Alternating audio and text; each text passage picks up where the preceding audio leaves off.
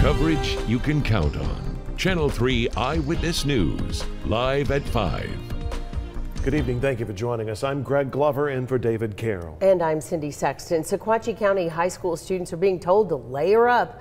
Part of the school has no heat. Channel 3's Tanisha Cordell spoke with the school superintendent to find out when that might change. Tanisha, why is there no heat?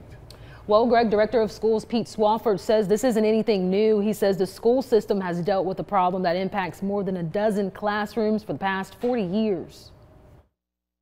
With an infrared thermometer in hand, Director of Schools Pete Swafford walks the halls of Sequatchie County High School. He takes aim and measures the temperature. It's 63 degrees. The mid-60s is the lowest temperature that we have. Swafford says 14 classrooms make up an older portion of the school that is without heat.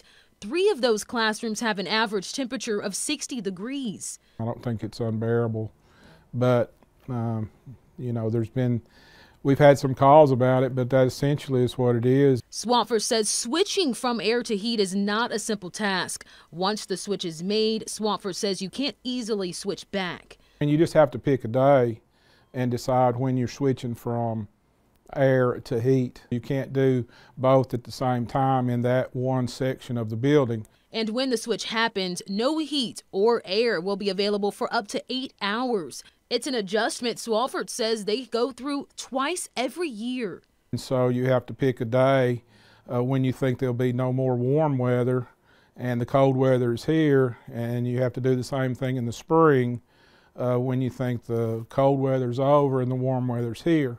Swafford says a permanent fix would be costly and is not likely anytime soon. But he wants parents to know one thing. We're not knowingly going to do anything that endangers your child. Your child's safety is our first concern, and it is, it has been, and it will be.